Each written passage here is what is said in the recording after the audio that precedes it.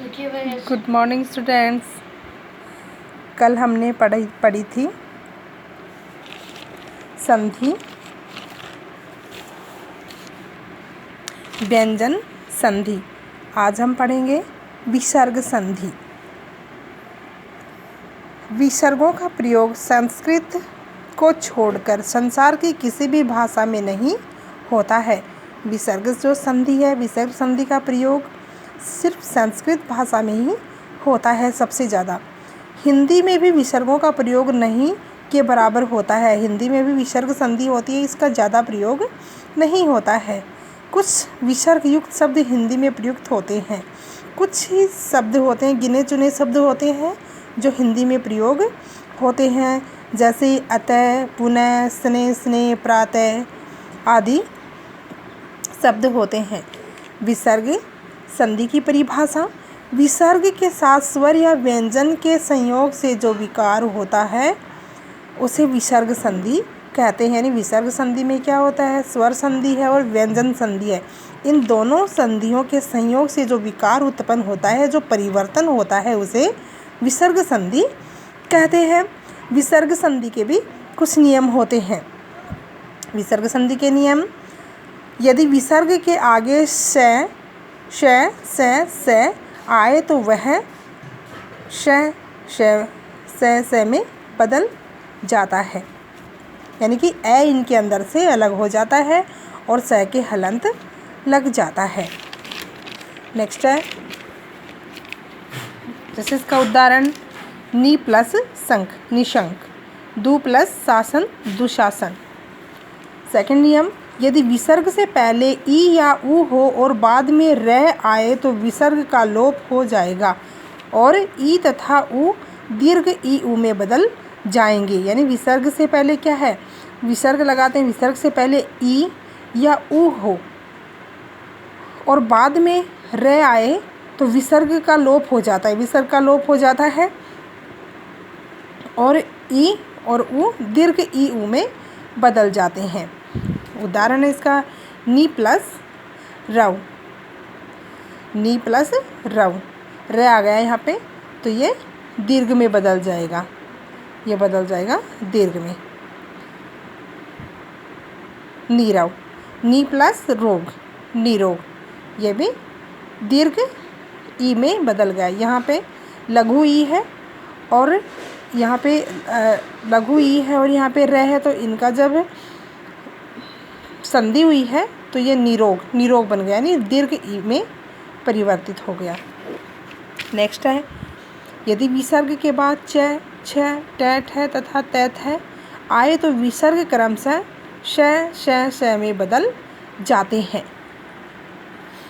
जैसे उदाहरण इसका: नी प्लस तार, निस्तार। दु प्लस चरित्र, दुष्चरित्र। नी प्लस छल, निश्चल। धनु प्लस टंकार, धनुष टंकार।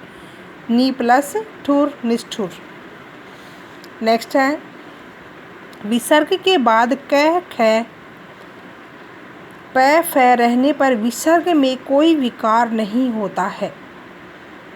विसर्ग के बाद क, विसर्ग के बाद क होता है, ख होता है, प होता है, फ होता है आदि होते हैं, तो विसर्ग में कोई भी विकार या कोई भी परिवर्तन नहीं होता है। इनके रहते हुए कोई परिवर्तन नहीं होता, वो वैसे के वैसे ही आ जाते हैं। विसर्ग के बाद में ये होते हैं तब। अब उदाहरण में देखिए, प्रातः विसर्ग है, विसर्ग के बाद में यहाँ पे क्या है, काल लिखा हुआ है, क है, यहाँ पे क बताया था, क है, तो ये यों का यों आ गया, प्रातः काल।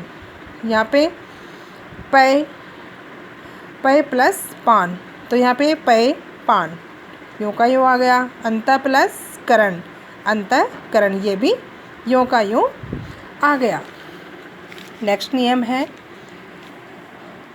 यदि विसर्ग से पहले ए या आ को छोड़कर कोई स्वर हो और बाद में वर्ग के तृतीय, यानी कि विसर्ग से पहले ए या आ हो, ए या आ हो, तो इनको छोड़कर कोई स्वर हो, कोई स्वर होता है, ए या आ को छोड़कर कोई अन्य स्वर होता है, तो और बाद में वर्ग के तृतीय होते हैं, वर्ग के तृतीय ग, ज, ड, द, ब, ये क्या होते हैं? तृतीय व्यंजन होते हैं। और चतुर्थ हैं घ, झ, ढ, ध, भ, यह है चतुर्थ। पंचम वर्ण है अड़, य, न, म।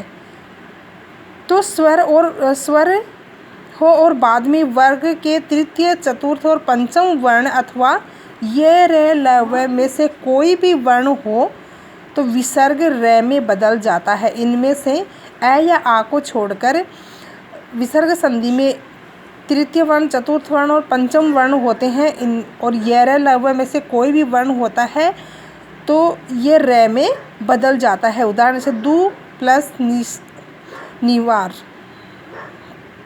दु प्लस निवार, तो ये हो गया दुर्निवार, र में परिवर्तित हो गया। दु प्लस बोध, दुर्बोध, ये भी र में परिवर्तित हो गया, र हो गया यहाँ पे। नी प्लस गुण, निर्गुण, यहाँ पे भी र हो गया। एक बात ध्यान में रहे कि विसर्ग संधि होती है, इसका सबसे ज़्यादा प्रयोग केवल संस्कृत भाषा में ही होता है। संस्कृत भाषा के अलावा इसका प्रयोग हिंदी में बहुत ही कम होता है, ना के बराबर ही होता है। कुछ गिने चुने शब्दों में ही विसर्ग संधि का प्रयोग होता है। यह है अपनी संधि। धन्यवाद।